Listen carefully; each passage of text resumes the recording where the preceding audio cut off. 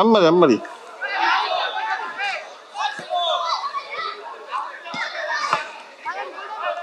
গোল গোল হয়ে গেছে।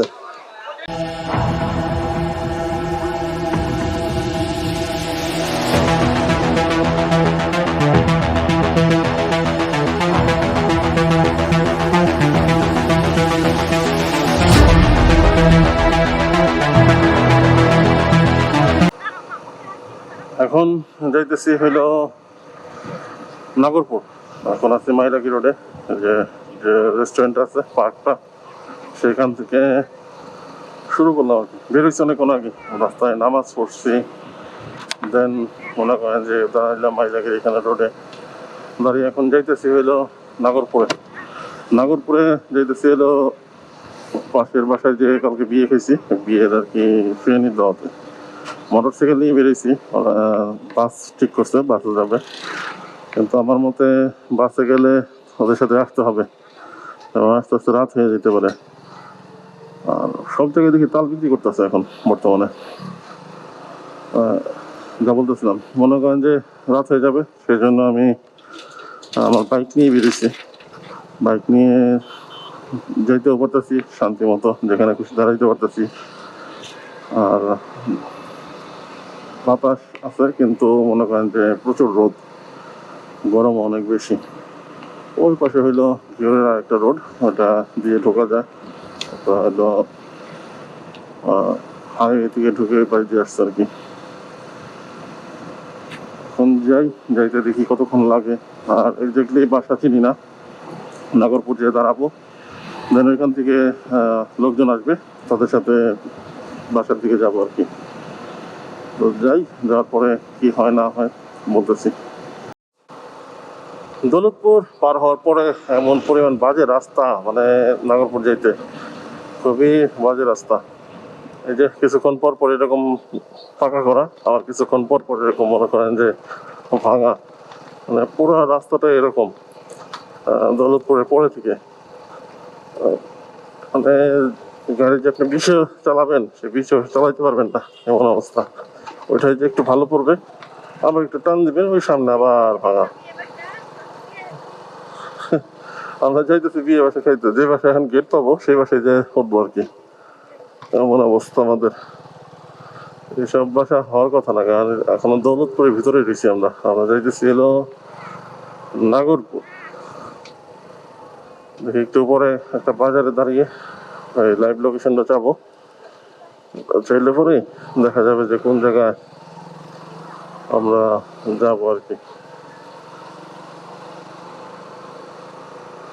এখনো নাগরপুর ঢুকি নেই আর কি, এখনো মানিকগঞ্জে আছি।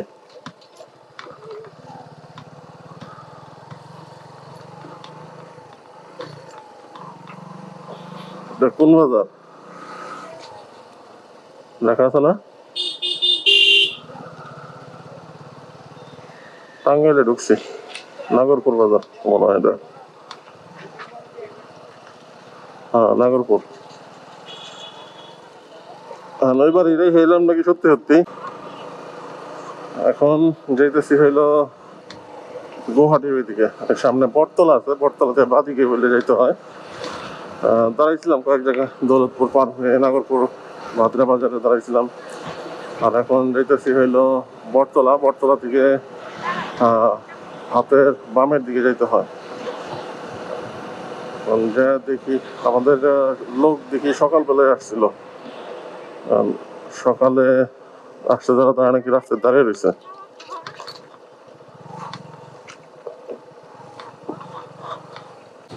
আসছি চৌহালি ঘাটে। যদি এটা চৌহালি ঘাট, কিন্তু ওই না, জমিদার বাড়ির পুকুর না, ভুল করছি আর কি। কিন্তু আর একটা জমিদার বাড়ি ছিল, এটা কোন জায়গায় সঠিক জানি না। এটা হলো ঘাট, ঘাট এরিয়া, পারে যাওয়া যায় আর কি।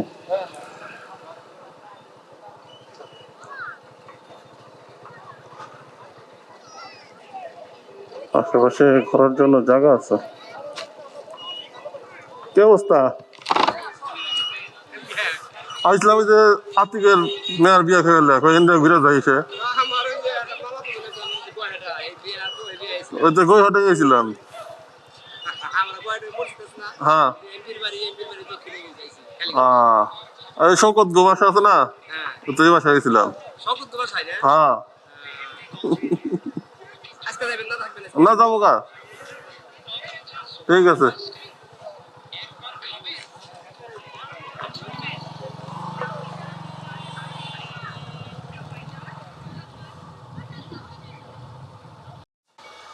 ঘর থেকে চলে যেতেছি কারণ বাতাস নেই আর দাঁড়িয়েও মজা নাই, অনেক লোকজন।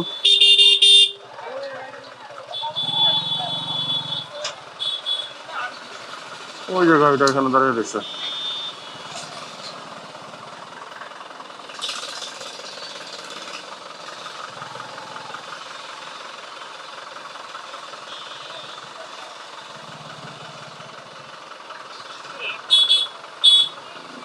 আমাদের দুই পাশে ভ্যান দাঁড়িয়ে জাম করে ফেলছে।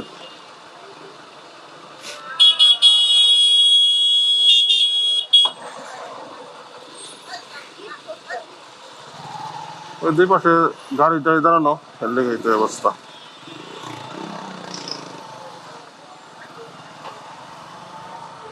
জ্যাম হয়ে গেছে আর কি।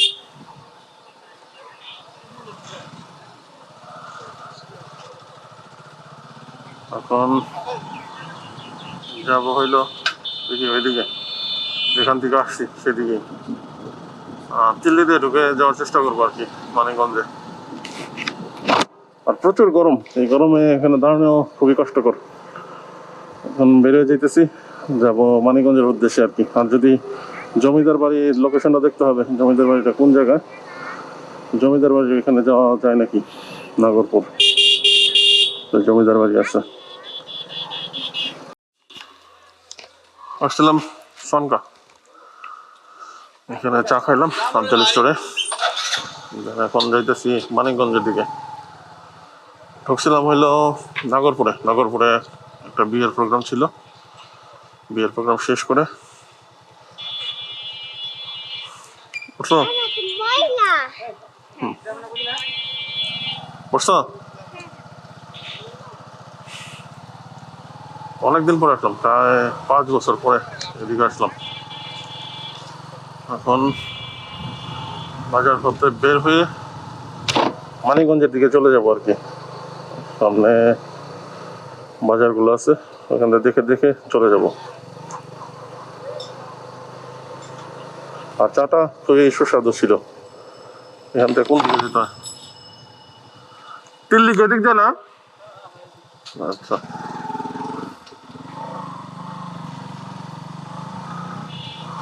এদিক দিয়ে যায় হলো দিল্লি বাজার।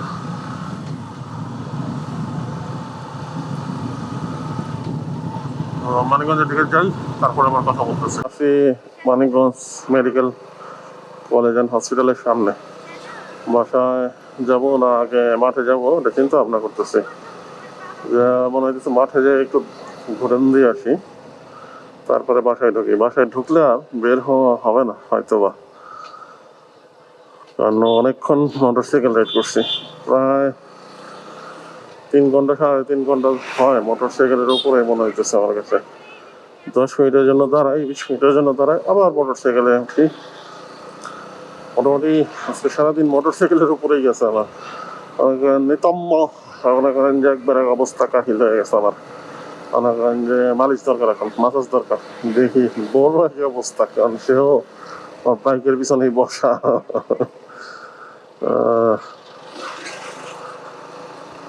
এখন সরাসরি দেখি স্কুলের মাঠে যাই, স্কুলের মাঠে গেলে খেলাটা দেখে আসছি একবারে। সামনে একটা বল লাগতে দেই, কোন দিকে দিবে দাও, দাও ইয়া আরেকটা মারো, ইয়া আরেকটা মারো, ইয়া ওই যে গেল, গোলায় গেল, গোলায় গেল, দেখছো?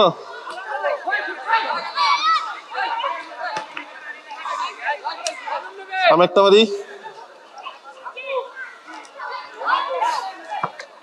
এ বেকা এরা তো দেখি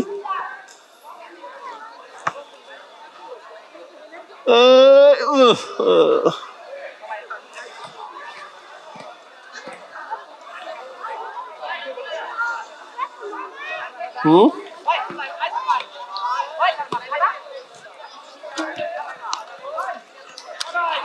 একটা মারি একটা মারবো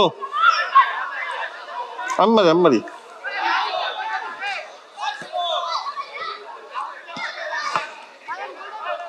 গোল গোল হয়ে গেছে বুঝছো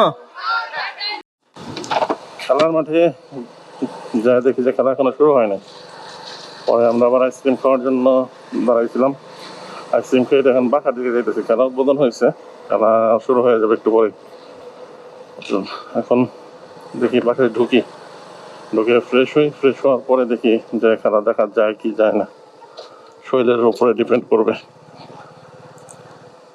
আর নামাজও পড়া হয় নাই এসে নামাজটা পড়ে নেই